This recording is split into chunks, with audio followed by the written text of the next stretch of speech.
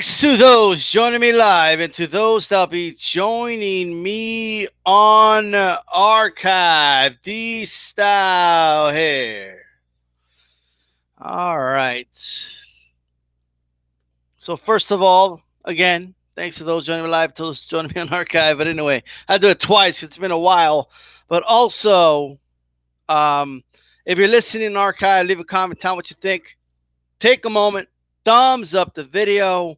We want to get back to the swing of things. I can't promise how active I'll be for the next few weeks, but I have a moment now, so let's take advantage of this. A couple of things. Okay, first of all, we have a pay-per-view coming up pretty soon in Fury versus Wilder. It's a couple weeks away now, but and I'm also joined by Dream Chase. Well, actually, he doesn't go by that anymore, actually. But I do have Jeff in the line. What's up, Jeff? Man, what's going on, D-Star? What's popping, bro? Nothing much. I was about to start talking about this pay-per-view. Not too much the fight itself, but look, man, I love boxing, more than anybody I know. And I have to be honest, as much as I want this pay-per-view to be successful, and I think it will make money for the people involved with it, but I can't help but just notice that maybe it's just me, but the UFC just put on like Cormier versus that one dude, Lewis or whatever, and it's getting more press in this fight, which is kind of befuddling to me. You know what I mean? Like it's kind of strange how that is. So I think we're gonna find out which event's gonna do better, and I think it's gonna tell a lot about the futures of both sports. Yeah, definitely. Cormier and Derek Lewis, I think it's gonna do okay. I think it's gonna do well. I think the Wilder Fury fight is gonna do better. I feel as if it should, yeah. Yeah, really. But yeah, it should. You're right, because Cormier is not a big star. His biggest thing is tied to John Jones, which may actually surprise a lot of people. UFC is very steady. You know what I mean? Right. In regards to their pay-per-views, where the John Jones and the Cormiers, they're not blowing the socks off. They're kind of their average for pay-per-views aren't that far apart, no matter who's fighting, unless it's like a Conor McGregor, surprisingly. Right. So it's the brand. It's the UFC brand, yeah. Exactly. But Cormier does well. I would expect him and Derek Lewis to do around 300,000, which is good. Considering the UFC does a pay-per-view every month. I think the UFC is going to realize that they may need to scale back a little bit, but that's for a whole nother discussion. Yeah. But I think that Wilder versus Fury was more interesting. Fury has a more encompassing personality. What I mean by that, I think he's very relatable to everyone. I think Wilder is definitely relatable to black people, just to be honest. But I think overall he's pretty relatable as well. He's definitely an entertaining guy to watch. Unless you just don't like him for whatever reason may be. Both of these guys have very good personalities. They're when they went on ESPN and other outlets, I've seen Fury on Joe Rogan, all these different outlets. I think there's enough interest there. I think as we get a little closer to the fight, more interest will be drummed up, and I think it'll do very well. I think I'm going out right now and saying it'll do around 350 to 350. I think 400,000 that would be a major victory, but I say anywhere between 350 and 250 is what I'm thinking. I'd say I was actually thinking around 500,000, but I mean that might be too high, maybe. But I don't think so, man. I support there. I mean, I fear that I'm wrong too, but I don't know, somewhere around 400,000 to 500,000. I'm thinking if it's promoted right. And yes, they've done the first takes, and they've done I don't know if they've been on Undisputed or not, but they've been on Joe Rogan's podcast. Like they've done all those things right, so far. Yeah. There you go. But as far as Tyson Fury, I just feel like they're talking more about his fight with depression than they are about the actual fight. That's true, but I think that's a good marketing thing too, because while I think it's a good take because it brings in an element of that underdog story. When Tyson Fury had a chance, regardless, no matter what anyone says, man, it's one of those things. With Tyson Fury, one of those type of guys that you never really count out. You know how Broner's like a guy you never count on. Fury's like one of those guys you never count out, regardless of the circumstances. Where Right. you feel like in your mind it shouldn't be competitive. Like it should go exactly like this. But while you may feel like that, you're still kind of like you never know with Fury, man. You never know. But then you put in the element of that feel good coming back from everything story. I think that it bodes well for Fury, and it gets a lot of people kind of wanting to root for him. Yeah, I agree. I mean, I think, and maybe you're right. I think the closer we get to the fight, the more we'll kind of feel the hype or whatnot. But it isn't. Maybe because I'm too nostalgic and I'm just remembering how big the heavyweight division was. Like if there was an American fighter defending his title against a former, lineal champion, that would have been a big deal in any other era. It would have been huge, you know. Right. Now it's just like another fight. It just feels like it's another big fight, significant fight, but it doesn't feel like the way it used to. You know what I mean? So I hope the fight delivers because then it could bring people back. But um, I think the good measuring stick is going to be those two fights that I mentioned. Did you hear about Lewis getting that Popeye's chicken deal? Oh yeah, I actually think that is fucking hilarious, man. Derek Lewis is the I don't know the embodiment of he is what America should be.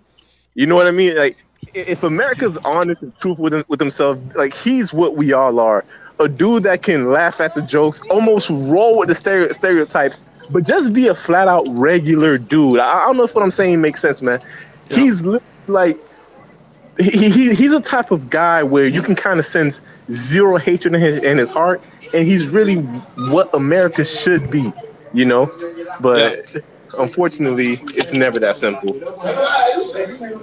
Well, I don't know. I've always wondered, like, why isn't there any sponsors for Wilder or something? Maybe it's too lean, for Popeyes. Yeah, But yeah. Yo, but I like it though. I definitely like it, and I'm rooting for him.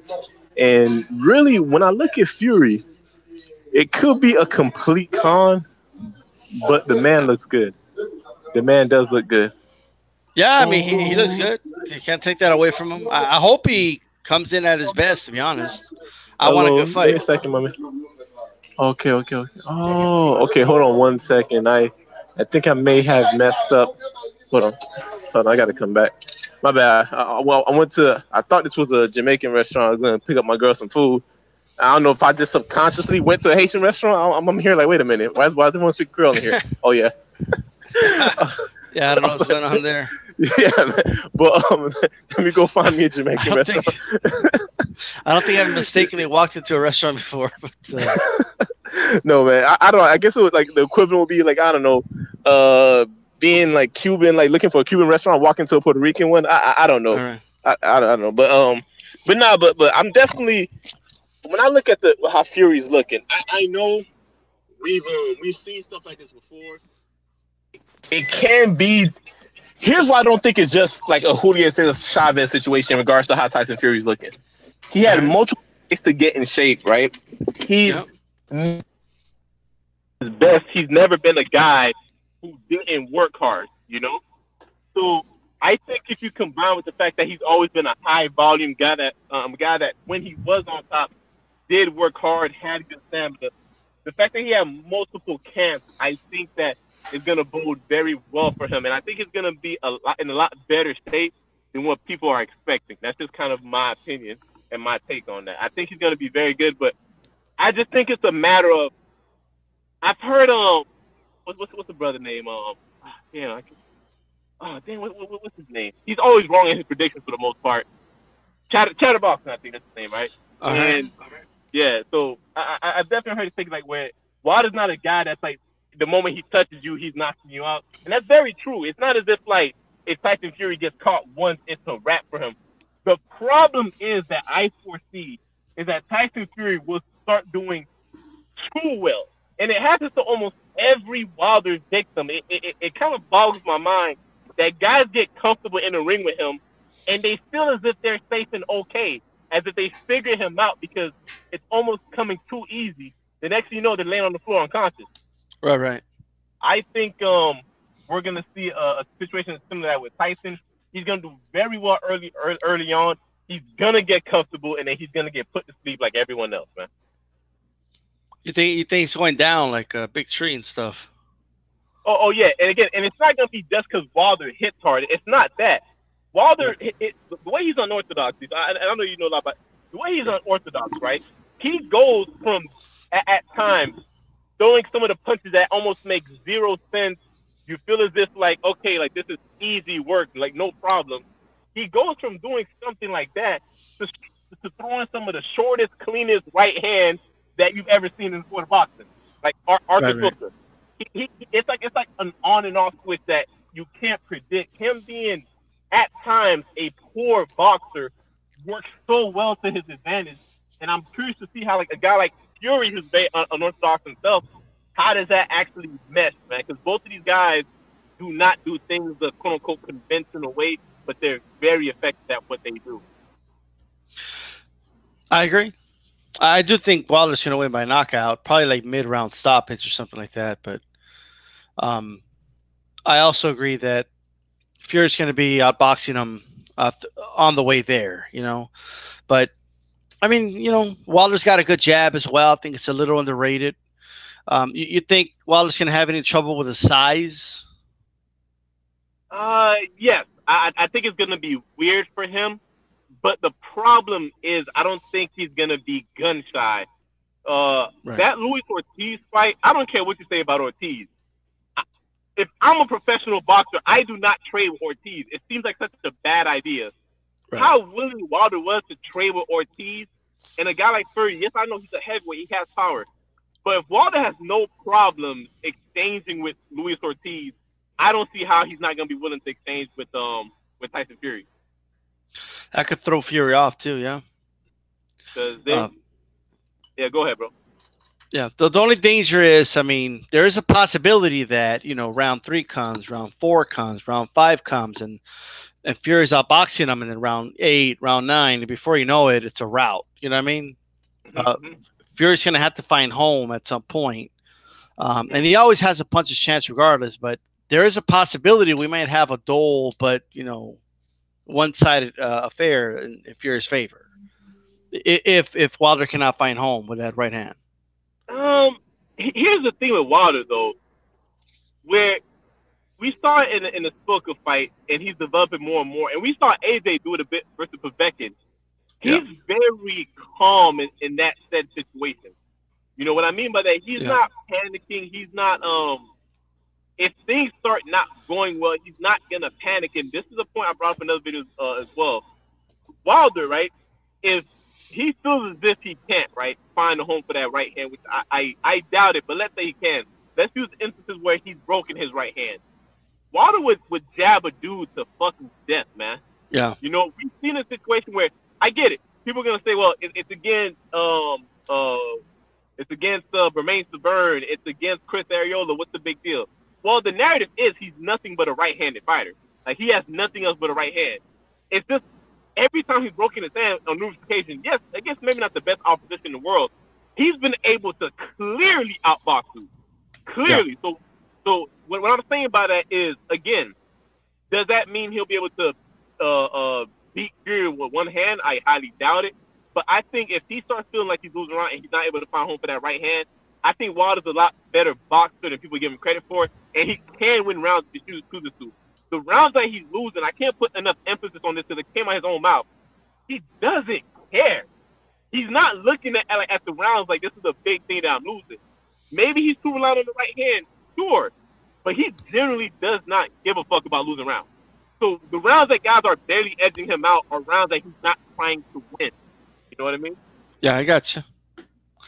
It's definitely going to be interesting, that's for sure. I also wanted to ask you here, as far as how important do you think this pay-per-view being successful, whatever you define success, but is to boxing?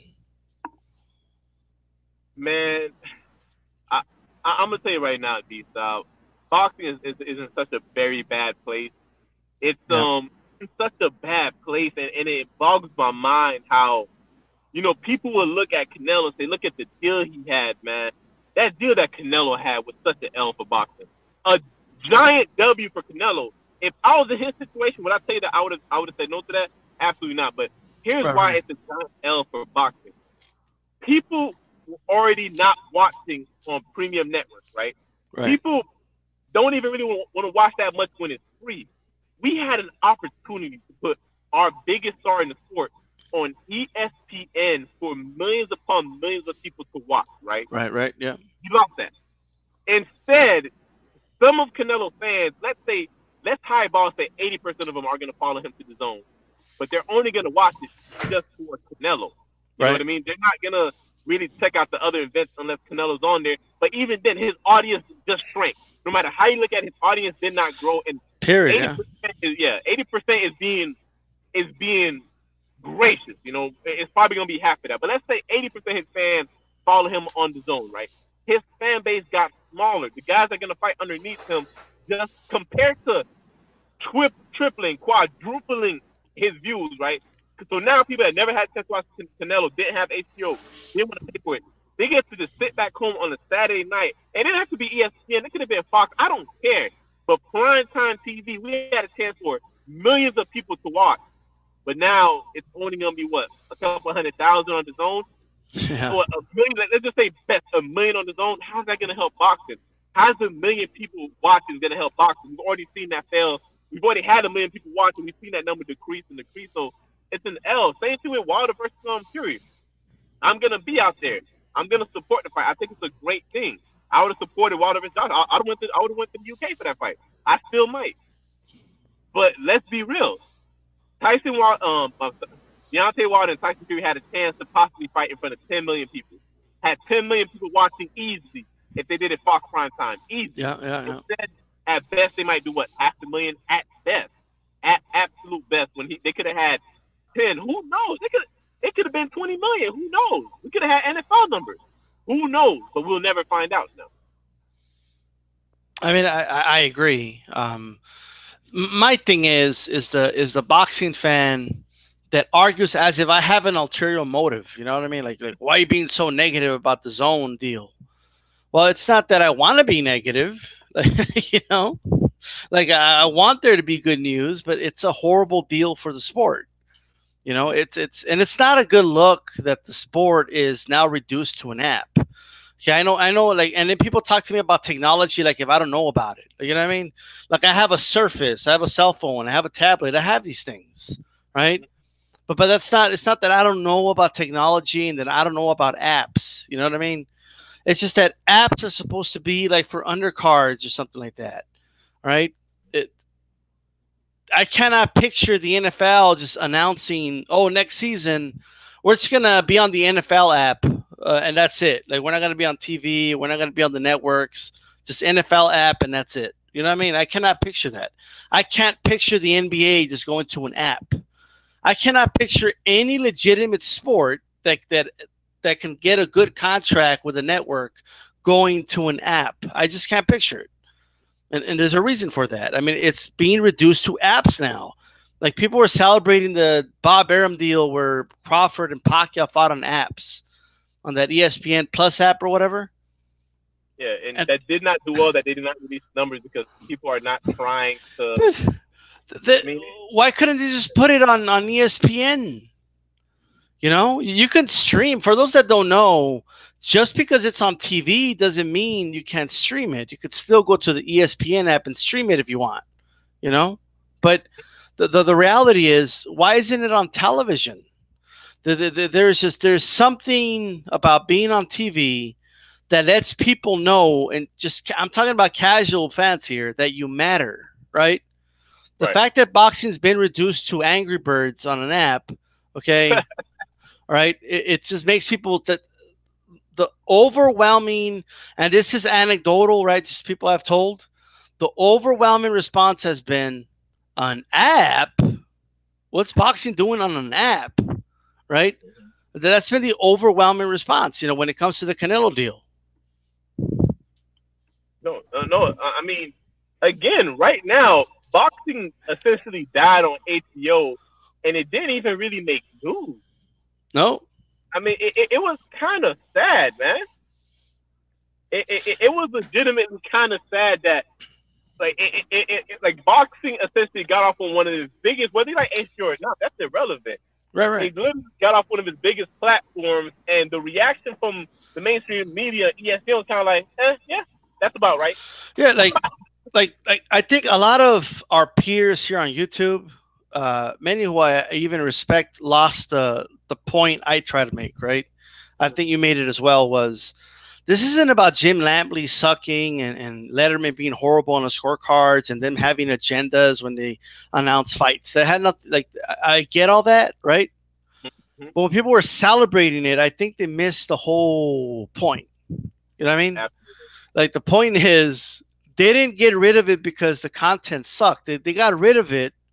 If that's what it was, they would have replaced the announcers. You know what I mean? They would have gotten a whole new crew. If that was the reason they got rid of it, but they got rid of it because they just didn't feel it wasn't doing anything for them. You know, like it was doing nothing for them. Right. It got to the point, and I keep telling people this. I don't care how much Showtime is really behind. I don't care how much money is being devved out for the moment.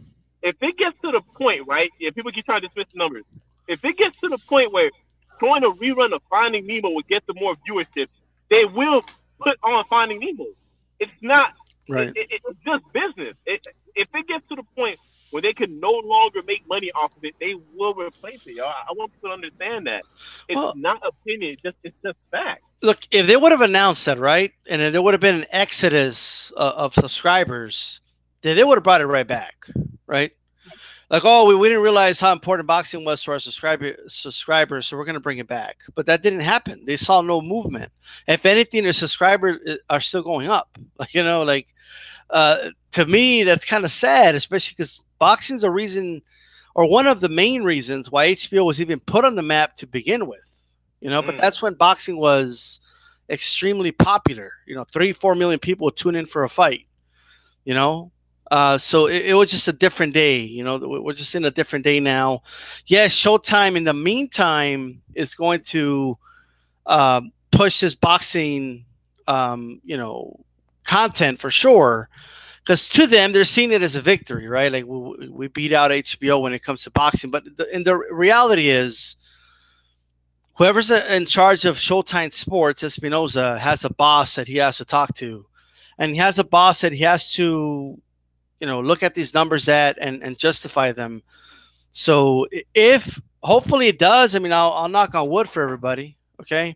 But if the numbers are not supportive, even if we like it, even if we like the way Paulie Malignaggi calls fights, or all that's not going to matter. Like they don't look at that stuff, you know. Like only us hardcore boxing fans pay attention to, does Jim Lampley have an agenda and like stuff like that. You know what I mean?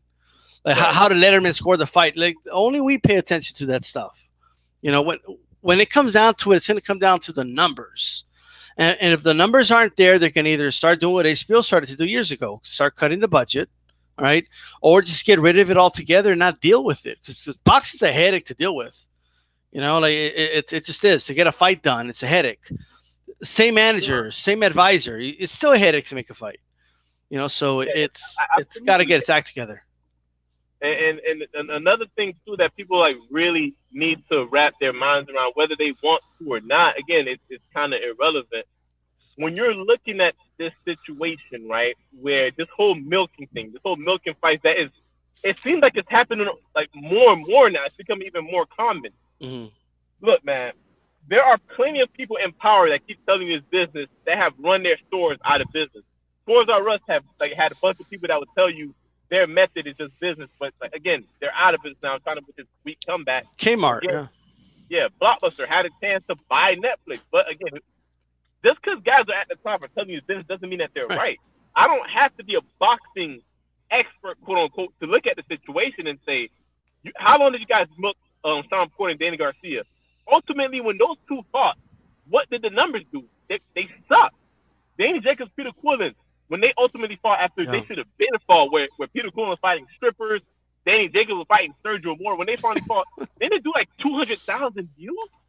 I mean, Yeah. we always talk about Mayweather Pacquiao, but we never talk about the amount of fights that failed miserably for not taking Well, advantage of the opportunity. the But milking fight thing. Okay, I mean, could you imagine like it's time for the Super Bowl, but we're not gonna have the Super Bowl because we really gotta like we're not gonna do Tom Brady versus Rodgers this weekend because we gotta marinate. We gotta marinate the game. You know, we got to wait for the perfect time to make this game, and it goes years and years, and we don't see it. You know, I think only boxing has this problem, right? Boxing is the only sport, and if somebody wants to correct me, go ahead. It's the only sport I know of that we have a matchup where we're like, all right, we're looking at Crawford and we're looking at Spence, and we're saying to ourselves, well, who's the best? Right? And we could debate about it all day. We could have debates all day on YouTube, every day. But that's not going to settle the score. That's not going to tell us who we know. Or it's in order to know, they got to fight. Boxing is the only sport where we know that okay, if these two fight, we'll know, right? If these two sides compete, we'll know, and they don't do it. Right, it's they marinate it and they lecture everybody about it being a business and you got to do this, you got to do that. The reality is perception is everything. And how is boxing like? If you talk to your friends that don't really watch boxing much, how do they perceive boxing? And to me, that's what it comes down to. How do they perceive the sport? And people look at the sport as something that why can't they make this fight happen? And who's the champion? Oh, there's 4 champions. Yeah, there's just a lot of issues with the sport, in my opinion. Right? Right. No, plans, please. I'm sorry, D-Star. No. Yeah, no, definitely. You're absolutely right. In terms of that, man, it's one of those things where I feel like if anybody stops and really wants to look at it logically, they would realize what the answer is. Because I'm looking at the sport as a whole, man. And for me personally, I don't have a Showtime subscription anymore. I used to literally have Showtime and HBO. Obviously, HBO is already gone. I stopped supporting HBO a while ago. But even Showtime, where if I have to pay for pay-per-view for Wilder anyway, and he was one of the biggest reasons I was watching Showtime, then why on earth, if he's going to be on pay-per-view now, why am I paying for Showtime?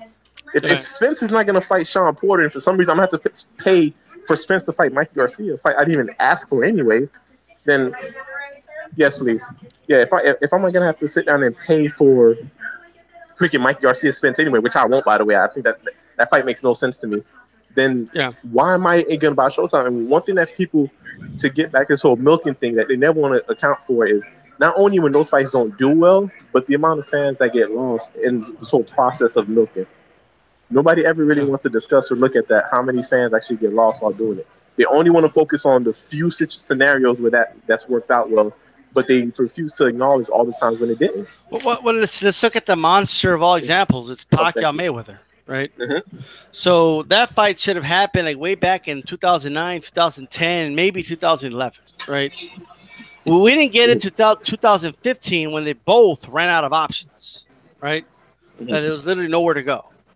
And they always say things like, well, look, see, because they marinated the fight, look how many buys it did, and they both made, instead of 40 million, they made 100 million or whatever they say, right? Let's assume that's right, but in the end, the fight hurt the sport. Right? Like, you know how many people tuned in to that fight and said, okay, I never want to watch this shit ever again? A whole lot of people. I know people don't want to accept that. A whole lot of people that feel as if they'll never be bamboozled again. Wish they did with Conor versus Floyd, but that was kind of like, I'm pretty sure that was the last one for them. Right. And then, then look, people can always get conned and this, that, and the third, but I think you could only con people for so long before they are no longer fans anymore. You know what I mean? And for the first time in many generations, boxing actually has a direct competitor in the UFC. So if they want to watch fighting, maybe it's not their preference, boxing, but they can still watch UFC. Like before, that's all you had if you wanted to watch fighting. You know what I mean? So that's not true today at all. And I got to be honest, the younger the generation, they either A, watch UFC only, or B, they watch UFC and boxing. But I don't really know that many boxing only fans that are younger. So the sport's in trouble, right? And I don't like this app thing, man. I don't like the apps. I think it's horrible, and I'm surprised there's so many boxing fans. I think they're only looking at it from their personal perspective. Like I'm good. Oh shit, I could watch this fight on the app. Like I get it, but I don't think they're looking at the bigger picture. They're looking at the micro of themselves. They're not looking at the macro here. And I think the sport's I think it's in trouble, man. I think, and this is the first time I've said this in years. I think the sport's in big, big trouble. Like I don't think we're gonna turn around one day and no one's gonna be willing to pay these boxers the amount of money they want to make. You know what I mean? Like so. I agree, man. I truly agree. Even to get back to the Canelo deal, how many chances is Canelo gonna take with the $300 million guarantee? Like, what's the likelihood they're going to put Canelo in some compelling fights, man? So, again, how does boxing grow? Showtime is on a diminishing platform. Not like for boxing, they're not getting more viewership year after year. They're getting less. And I don't care who they are. I don't care about people telling me, well, people are watching TV less. Look, it's fine if the NFL loses a million viewership. That's fine. They're still at what, 24, 25? Right. Yeah, they lost the money. They're fine. If boxing is at their average of $1 million and now they're averaging 700,000, they're way closer to zero in comparison to everything else. By the way, sports like NBA and all this stuff, their ratings are going up. But whatever, right? Right. Just people trying to say, well, TV is going down in general. Yes, if a show is doing 20 million and they lose. Yeah, but you know where the misconception is, ahead, right? Bro. The misconception is that less people are watching TV. That's just not true, right? It's maybe certain networks are getting lower ratings because there's more networks now. You know what I mean? There's more channels. But the overall amount of people, there's still over 100 million people watching television. And the other thing that people don't keep in mind is if you live in a big city, maybe streaming isn't a big deal, right? But about 45% of the country or so does not get really good broadband, right? And they live in rural America, right? So you're alienating that fan base, right? Like if there's any boxing fans that live in rural America, we're talking about 40 to 45% of the country, okay? How are they going to watch? How are they going to stream the zone when they have a limit of 10 gigabytes a month? Okay, to use internet, they use it for email and shit like that. You know, they're going to use up they're going to use up their cap in half of the stream. You know, it's not going to happen. Now, people don't think about those things, right? Yeah, I don't expect Eddie Hearn to know about all that. You know, Eddie Hearn's from England and shit. You know, he thinks it makes. Go ahead. The streaming competition. I mean, even look at Netflix right now, man. Netflix at one point was king, and they still are, and they're still doing very well. But even there, like, you remember when they went on their whole spending spree, right? Where they were investing how much money to how many different shows, and ultimately what started to happen, they had to start cutting back on certain shows. They had to start cutting back, started canceling a bunch of shows because it's expensive and there's a lot more competition now. You get what I mean? So yeah, sure. It's just like you try to explain to people how it's so much easier said than done to maintain what you're trying to ask on the zone for boxing, which is like a fat chick in the room. I can always get like the boxing is like a fat chick that may every now and then be an attractive guy and not realize like how few and far in between that is and completely overvalue themselves. That's what boxing is to me. Yeah. It's like we're in a state of delusion where we could barely get people to watch for free. She's a fat chick that used to be like smoking hot, like back in the day. You know, there we go. Exactly, man. It's so weird, man. Like I really feel like we live in a twilight zone where I'm thinking the more eyes on the sport, the better.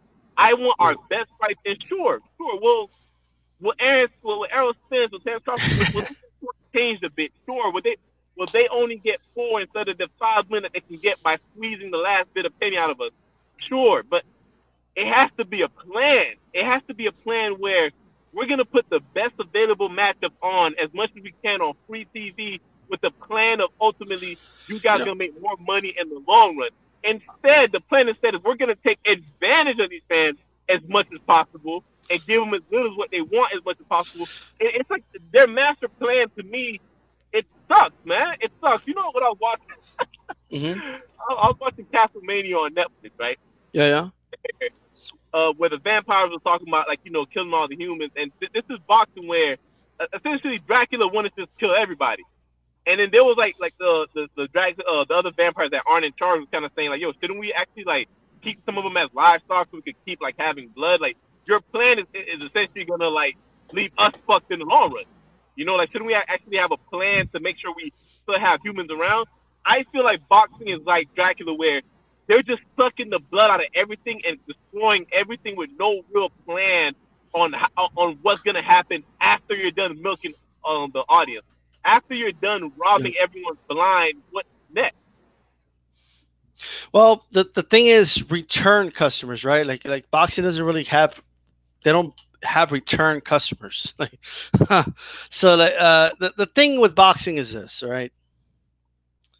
At the end of the day, they do need a plan, right? But the whole culture of the way they do things just has to change. Like it's like every pay-per-view is the same thing. It's an empty arena, right? There's like 4 people in the crowd. The fights don't feel important because of that. Whether we like to admit it or we don't, a crowd makes a difference. Like it's because when there's no people in the audience, it just gives a vibe like no one gives a fuck about this fight. That's the vibe you get, right? So the fact that the arena's empty all the time and then it doesn't get filled up until the main event, that's a thing of that's got to get fixed. Like they need better undercards. We need better matchups. We need it often too, not a band-aid. The whole culture of it needs to change. All right. And fighters need to, I hate to use this word, but, and like, I'm all about fighters' rights and all that, but they need to get forced to fighting fights that even if they don't want to fight. Because what are they in the sport for? Like you don't get to pick all the time. Like, this whole idea that, especially when they're young fighters, you don't get to pick who you fight. Like there should be a proper ranking system. There should be someone, okay, you're going to fight this guy now. And if you don't, then there should be some type of penalty for not doing it. Okay, boxing is the only sport where a guy could say like, nah, like Tank could just say he doesn't want to fight Lomachenko.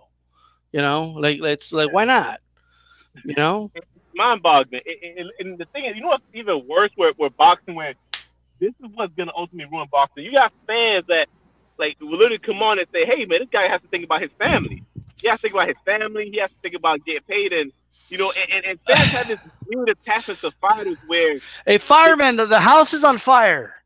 Oh, but my family, bro. I don't know. I should run into the fired house, But yeah, it's so weird where they put the interest of the fighter. Where again, I want these fighters to get paid. I want them to be able to go home to their families. I mean, I'm all for that. But when I went to the military, I didn't get to say, hey man, this is dangerous. This is like This is a real. I mean, I signed up for it. So and then you're getting paid handsomely to fight the best, and it's not that bad. The UFC has essentially eliminated the value or the detriment of a loss. UFC, like Conor McGregor, has gotten his ass whooped on how many occasions by him fighting in Cowboy Stadium. Yep. Like, the loss is only important because these fans, these promoters create these media fabricated guys and don't have them tested to the point where. If boxing had a UFC type system, right? Guys like Spence may have 1 or 2 losses. Actually Crawford's been fighting pretty good. Crawford might still be undefeated, but anyway, point is the level of the sport, the competition, in my opinion, will rise because we would get to see who's really good. How many fighters have been complete risk, complete low rewards in comparison to their risk that's been just pushed to the side? You know what I mean? Imagine how it would be if Luis Ortiz actually got his shot. From the get-go. The thing is, it's like this undefeated thing. I mean, a lot of people like to say it's all Floyd's fault, maybe recently, but I remember like back when Chavez was undefeated and, people would just start to make a big deal about it. And it is impressive, right, to be undefeated. But I just remember even back in those days, it wasn't that important. Like, I mean? It wasn't that big of a deal. Like if you lost, you just got back on the Sugar Ray Robinson is by many boxing historians, considered the best of all time. right? I consider him the best of all time. He had losses. Like, like losses happen. If you fight often and you fight the best regularly, you're going to lose. Like, it's going to happen. Yeah, absolutely. And that's the part that kind of really does boggle my mind, is the fact that people really act as if once you lose, that's it, man. I mean, again, and it's weird because we see in the sport that it does. We see it firsthand with some guys who have losses. Marquez, even Lomachenko has a loss. Toledo, the guy who beat, these losses are so overrated if you allow them to be. Right. But yeah, again, like people will bring up like Lomachenko's loss as if it's relevant right now. Like, it's not. You know what I mean? Like, it was his first professional fight or second or something like that. Like, I think Hopkins lost his first fight. Like it was irrelevant later on in his career. But people have put a lot of value in that. Oh, like, they put a lot of value into that. Where even like when you hear like First Take, for example, like Shannon Sharp will say things like, "Oh, in boxing, not losing is important," and stuff like that. Like, it's just something that they're just saying now. But that honestly just wasn't the case. I mean, Sugar Leonard lost to Durant. So what? He won the rematch, and he still got some other big wins after that. It's this idea that if you lose, it's over. It's unbelievable to me. Like a fighter could have a bad night. Like, you could get caught with a punch that hurts you, and it just changed the whole fight. But yeah, but like again, like there's so much race wars in boxing, and there's so much of this thing where guys want to invalidate dudes' entire careers. And again, I'm gonna come. It's almost everybody does this thing where if Wilder loses, his whole career is now invalid. This proves that the entire time he's never a good fighter, and not only that, he doesn't deserve to fight another good fighter now, because this proves that he was never good anyway. It's a weird thing where, all right, cool. If Gennady Golovkin loses, this proves that he was never good in the first place. It's like no, that doesn't, like, why do those have to go hand in hand in that way? Why can't it be that maybe this fighter lost to this person, but let's get him right back in there with somebody else, and let's see if somebody else could do the same thing. But it's too much like right when it comes to boxing, man, and which is why I used to be like, I fell in love with boxing. I used to be into it every day, but when I look around of my subscription now, all I see is a bunch of guys talking about fights that aren't going to happen day in and day out. Right. Why is Derek Hurd not fighting Jamal Charlo, whichever one? Why is that a fight that? Why are we waiting on that? For some reason, they're going to be on Fox. You have a doubleheader of perfect opportunities to put on to give us some great matchups, to have Jamal Charlo fight Derek Hurd in what could have been a freaking classic. Instead, he's fighting fucking Tony Harrison. Why? It's kind of like going on a first date, and instead of being on your best behavior, you're like on your worst behavior. Like, that's what boxing constantly does, man. Like, it's insane. Speaking of Mayweather, really quick, I know he's been talking about wanting to box Khabib or whatever, and now Dana White's saying if you want to fight, you're going to come here. But anyway, Dana recently made a comment, and the comment was, he said, "There's a reason Mayweather wants to fight my guys." Basically insinuating that his guys are just better known than boxers. So. Right. I think, in a way, I mean, after everything, the sport of boxing, and I know a lot of, there's not all of them, but I'd say about a good amount of Mayweather fans, hardcore ones, will say have issue with what I'm about to say, but whatever, right? But boxing, okay, helped make Mayweather, okay. I mean, whether people will say no, he made himself. Like, if the sport didn't exist, he wouldn't be shit, But so. After everything boxing's done for Floyd, right? I mean, you would think if he's going to fight someone and have someone get a big payday or make a name for themselves, that it would be a boxer, right? Now, I also understand that a Khabib fight would be a lot easier than fighting Spence or something like that, right?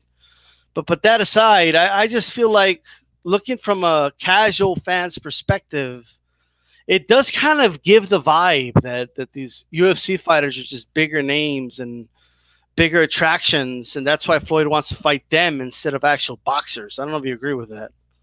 Yeah, again, it's not even necessarily reality because boxers make more money.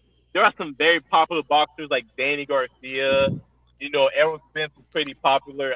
I would say that like, but overall though, that's the thing. Boxing has some onesies and twosies, but so does UFC. Yeah. UFC got their onesie and twosies too, but on average, I feel like UFC fighters have they have more guys that are relevant and surprised they have like more guys that are household names. Like that's the part that may surprise people. We do have Mayweather, we got the Right. Pacquiaos. Again, In the U.S., yes. yes, but Right. I mean MMA has some guys, man. Like I remember, I don't even know who this guy is. Some dude named Ben. I never seen him before, but I saw him making some type of buzz. I'm trying to figure out, well, who the heck is this guy? And the UFC has plenty of guys now that are reaching that level to where they are very relevant. Like whether people Yep. want to whether people want to admit it or not, they have a lot of guys who are just flat out relevant. And Khabib right now, I mean, again, he only made 2 million. I mean, Terrence Crawford making more money than Khabib, but I mean, who knows who's known more, Right. Khabib or Terrence Crawford? Khabib by far. Khabib after the Conor fight for sure, yeah, and especially. I'll argue before that. You think so? I don't know I about think so. before that because I mean, So, he was fighting like on undercards and stuff like that, but um, there's an argument to be made there. But especially after the Conor fight, and especially after everything went viral of him jumping over the cage and all this other crazy shit, um, I think he's definitely more well known now. You know what I mean? Without a doubt. And to me, I mean, Crawford's the best pound for pound boxer in the world. And if somebody disagrees with me, they'll have him like number 2 or 3 anyway. You know what I mean? So, like, this is a well known fighter. no, Crawford is from a talent perspective, the only person that really compares to him are the Wards, the Lomachenko's. These are guys that no matter what weight class they fought in, no matter what size, they would be completely effective and dominant, truth be told. I mean, look at, you just mentioned the name Ward. Ward never became a huge attraction, Yeah. And, but Ward and I was a big fan, but Ward had a cult following though, because still, like, as much as people try to diminish Ward, he did very. You know what's crazy? He should fight in Oakland more. Only in boxing would like people like discourage Ward from like fighting in Oakland, but in reality, he should have fought in Oakland more than what he did. yeah. You know what? You know what's funny? The same people that talk crap about him always fighting in Oakland or whatever are the same people saying that Joshua shouldn't leave the UK. Right, like. And that's why. Now, mind you, I'm not saying that Ward should have never like go anywhere else, but I'm saying that you should build a fan base in your hometown. I mean, it makes sense. And then again, for a fighter here, there a fight for a magnitude, yeah, go outside of that. But for the most part, you should fight in your hometown. I understand, like, if I'm Joshua, I'm not fighting Quebecan in Russia for fucking what? Right. Again, now if I'm fighting a guy like Wilder, sure, maybe we'll have to meet somewhere in the middle. But everyone else, like, for the most part, if it's not like a massive fight, you should fight at home. There's so many basic things that boxing they don't do. You'll have guys like the Cowboys from Houston, but they're fighting in California all the time. I'm like, why? Right. Something's up with that, yeah. Yeah, Errol Spence for the first time fighting Dallas. I was there. I was at that fight. Great reception. Why are you, as of last year, finally fighting in Dallas? And Right. these guys are supposed to know more than us. We're supposed to be fans that don't understand the business. But for some reason, you have a guy from Texas who has a homegrown crowd, and you're taking advantage of it. I mean, whatever, man. So, last thing here, where do you think this whole like empathy for the promoter thing came from? Like, for example, people just like, hey, why don't they put so and so in the undercard of this big pay-per-view? Oh, but no, you got to understand, the promoter needs to make money. He'll make more money if he puts these guys on, a smaller card over here because he'll sell tickets. But on the major pay-per-view, he's still going to sell more tickets, right? Or he'll sell the same anyway. They're always like defending the promoter, and they have this great empathy for the promoter, and they understand why the promoter does. Even if these are things that are to the detriment of the sport, right? They just relate to the promoter for some reason, instead of being a fan that is demanding more, right? Like demanding something better, a better product. But that's what the consumer should do. That's how economics works, right? The Yeah. consumer should demand the best product, right? The consumer dictates, has a big influence on what happens. But in boxing, many of the quote unquote consumers, you know, they understand why the promoter does this and why the manager does this. And like, where do you think that comes from?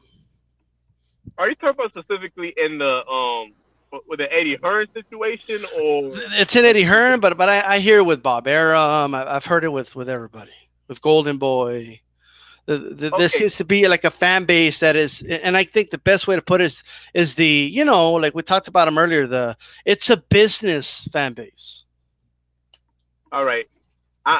So I got a couple things. So Eddie Hearn is different for the just business guys. Typically, they're protecting their favorite fighter. So they're siding with the promoter who protects their favorite fighter. Eddie Hearn, of course, gets some of that as well. But I'm gonna say something. This is just a completely an opinion. I have no facts to back this. All Eddie right. Hearn get a lot of support from these male dudes because they're attracted to Eddie Hearn. Hear me out, right? Okay. I'm very serious because I think it logically makes sense, and it makes sense with the situation with Josh as well. The way that these guys care about their well-being, like apart from them just making money, they just want these guys to really do well and succeed in life. So I'll say a portion of it is envy, and another of it is just that they're really attracted to these guys and just want the best for them. Because Eddie Hearn is a smooth talking guy. To me, he just looks like a crook. I don't get it.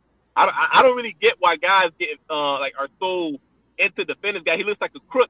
But then Right, I'm right. like, okay, who would get fooled by somebody like this? And then I started thinking about women, right? So I started putting together. I think about women. I'm like, oh, women always fall for guys like this. And then I'm trying to put it together. I'm like, aha, these guys look at Eddie Hearn and they just flat out like the guy. They just flat out like the guy, or they want to be the guy, have a little crush on him, and they just root for him. So Right. they throw logic out the window. I mean, we've seen guys that had channels completely dedicated to being honest and giving the truth.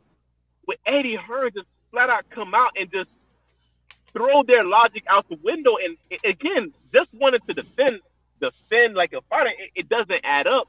But then you Yeah. start thinking about it deeper. I'm like, yo, they got a little crush on him, man. Cause what do you do when you have a little crush on somebody? You throw away logic. When you have a crush Yeah. on a person, you throw away logic, and that's the only thing that makes sense to me when it comes to Eddie Hearn, man. I think these guys legitimately like, because you look at some of the comments and say, yeah, you get him, Eddie Hearn. When have you ever heard like grown men telling a guy who's not a fighter to, yeah, you go get these guys? Man, they got no fucking Eddie Hearn, man. You got him.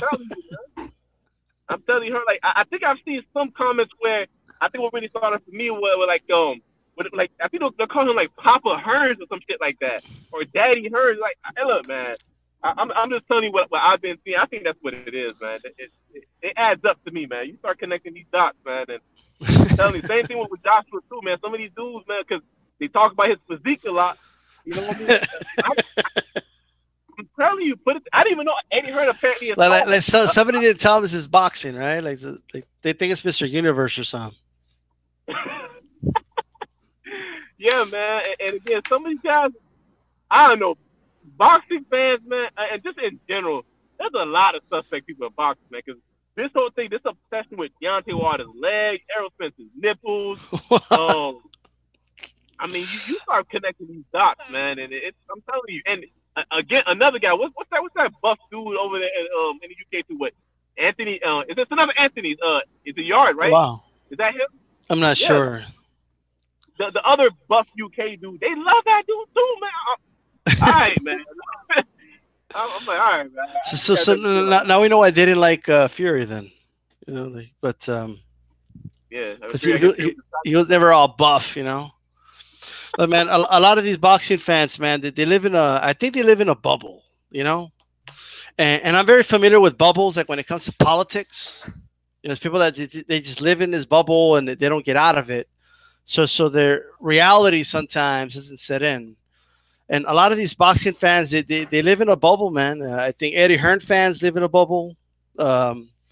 They live in a bubble of a bubble. Um, but boxing fans in general, it's like I've always found like the longer I stay away from the sport in terms of like talking about it, like I'll still watch it or whatever on TV.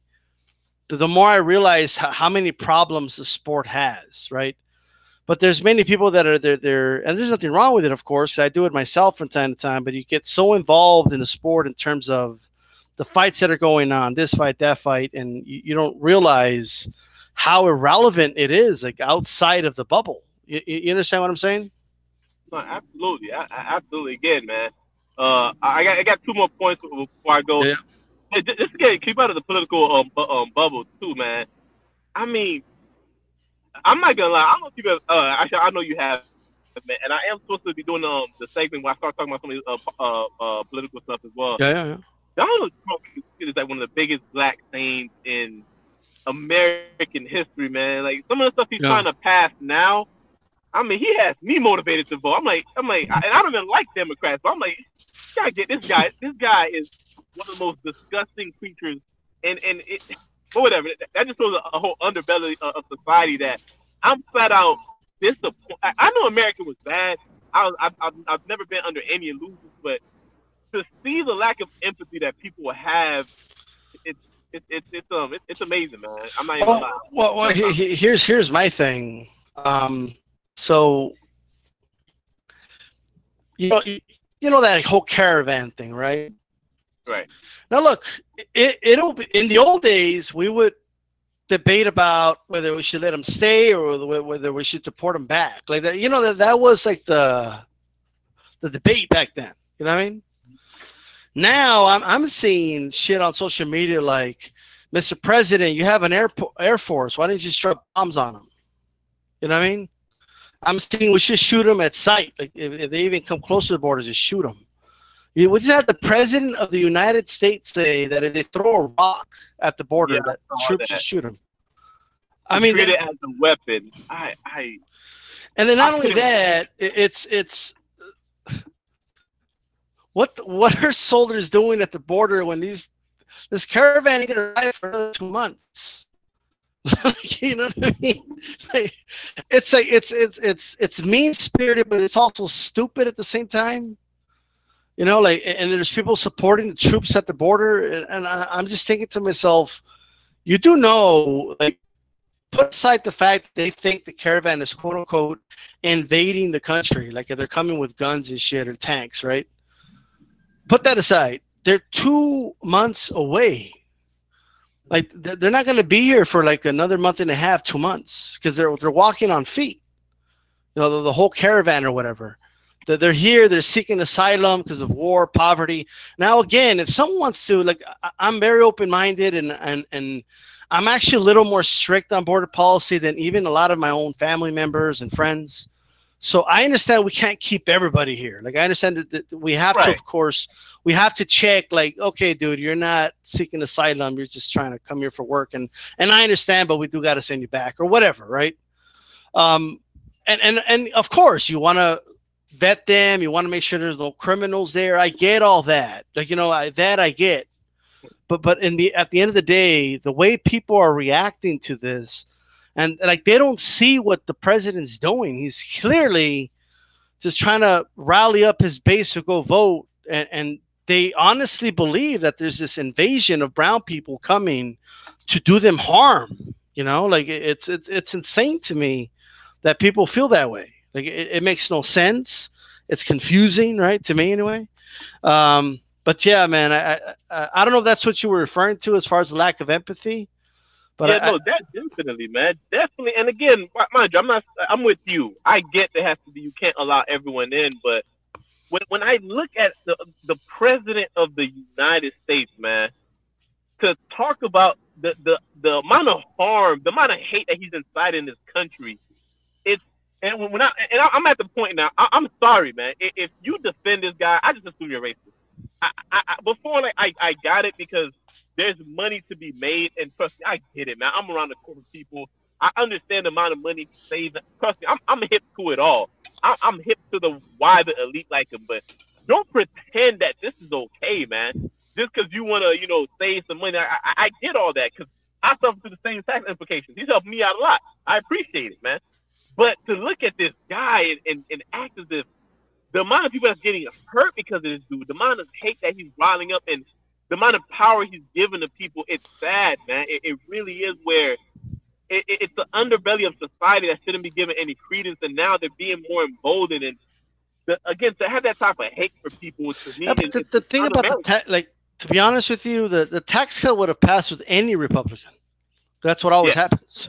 So, like, when people act like, well, this is what we needed to, no, you didn't. So you didn't need Trump, okay, to get a tax cut. Like, you know what I mean? Like, when it comes to policies, we can always work those things out, Right. But this guy, I mean, I'm telling you, and I think it was 78 who said, as soon as he was elected, actually, in a couple of years, no one's going to admit they voted for Donald Trump. Right, like you're gonna have a hard time finding people that will admit to you that they voted for Trump openly.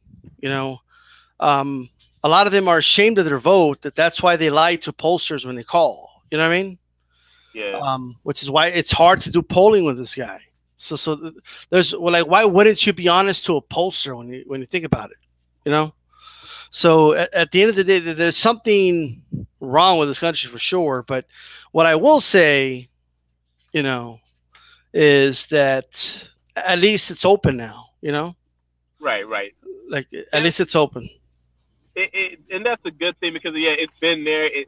That's something that's it was in the heart of a lot of people. It's just the hate that people have is so misplaced, man, for where, I mean, again, I thought it's a big time push, which of course, well, actually, no. If you asked me 2 years ago would something like this ever get passed, I would tell you no, where they're even trying to go after, the kids that get born here, like whose parents aren't legal. It's, to me, I don't understand how people can look at it and say, well, like, let me get to the immigration thing real quick. Let me get to the immigration thing. Yeah, go ahead. I know for people, right? Because my parents came here. For people that haven't been in some of the other countries, right? You want to call them shitholes, fine. It's not that. For people who live in this bubble, right? It's not that the country's just a shithole and it's so terrible. It's the ability to make money that they have over here. The ability to get a job. A lot of people, right, that believe this or not, that are in Mexico, Haiti, if they have a job that's making money, they're like, fuck America. We're not coming over here.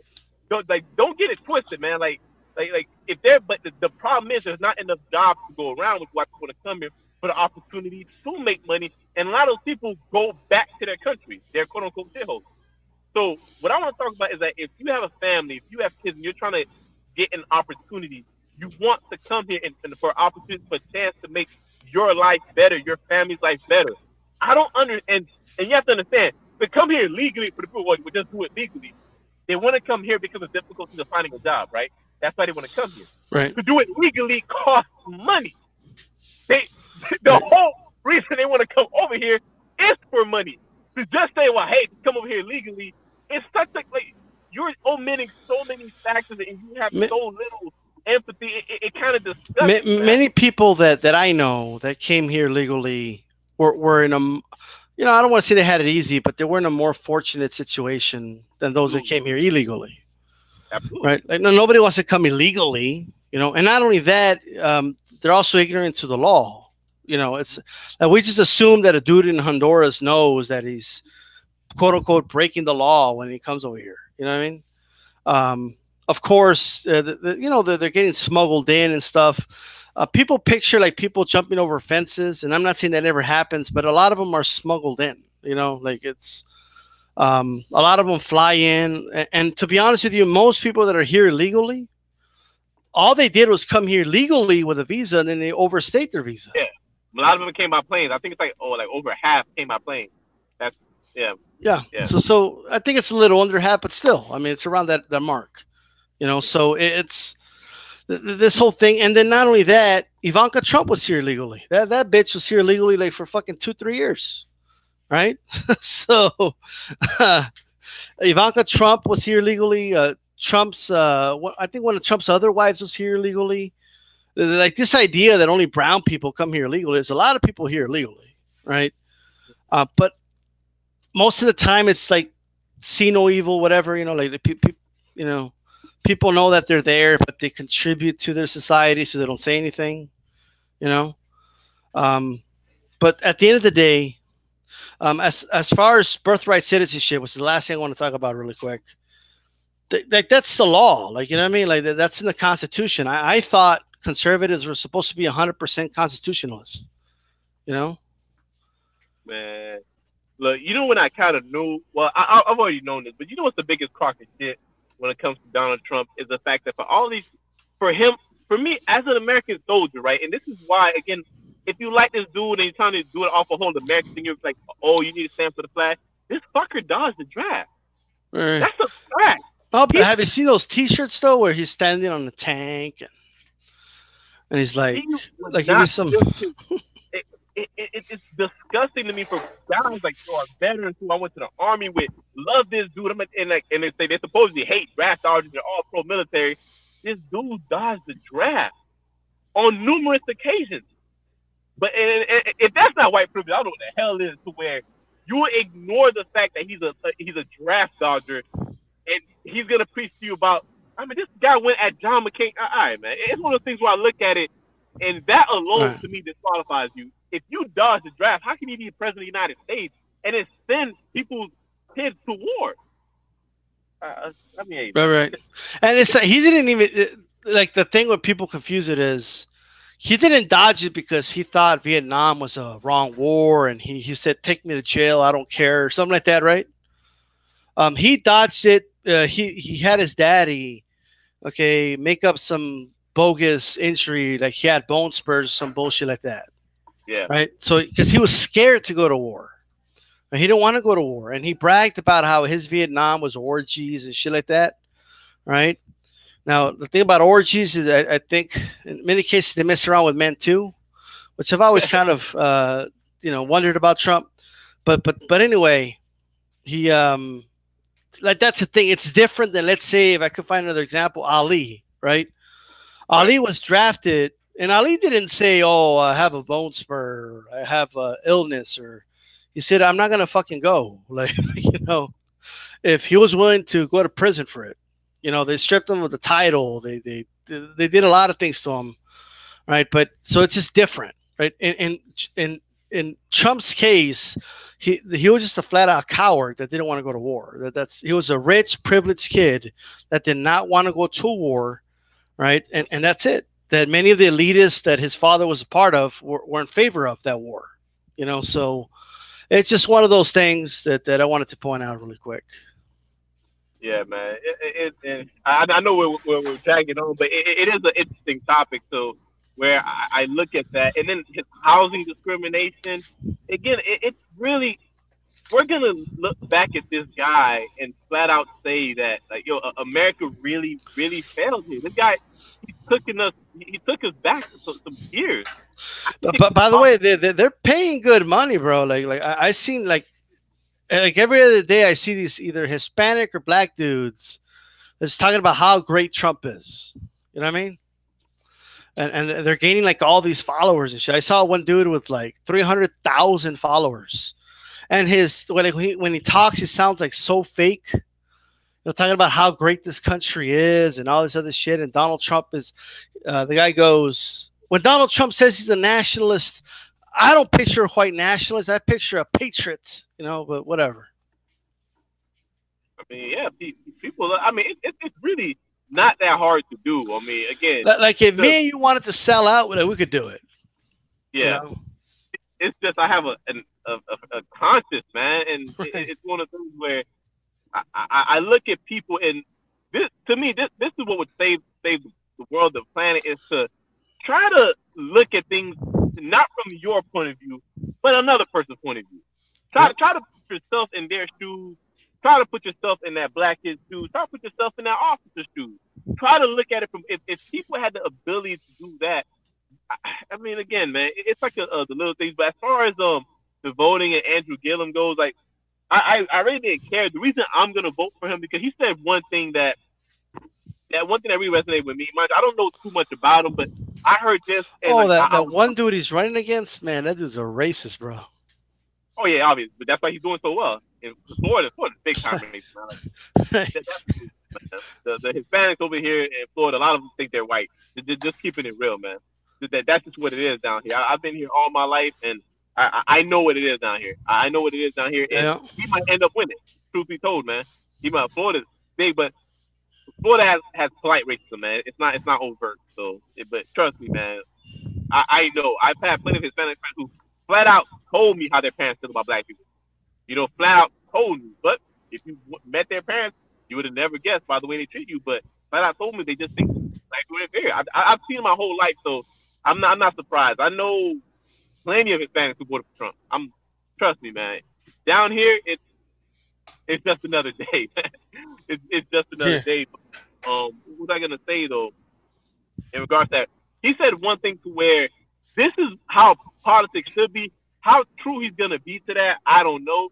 But he came out and said that if Trump were to do something to help Florida or help the people of Florida, right, he wouldn't turn it down. If he's doing any type of initiative that would help Florida, or he would give money to Florida to help us something, he would take it, because the last governor didn't want to accept money from Obama because of some dumb, petty, whatever, Republicans and Democrats.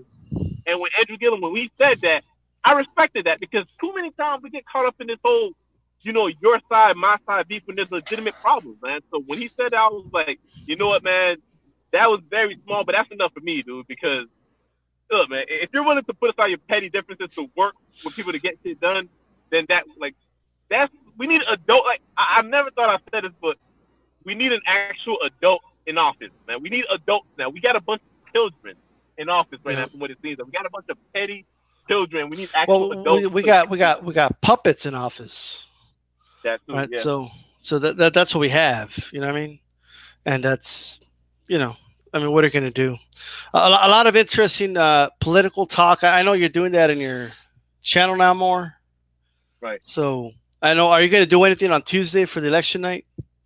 Oh yeah, definitely. I definitely want to do that, because I want to look at a lot of different things, and I want to talk about exactly what what the American people should look for. But we got to do one for that, man. We got to do. Just if I'm actually off that day, so if you want to do like some live whatever, Yeah, definitely. I'm definitely down for that. All right, bro. All right, well, let me get up out of here, man. I appreciate you letting me on, man. Definitely, man. I'm rolling out too. Thanks to everybody that joined me live. I always read the comments after the video post. So peace out, guys. Peace.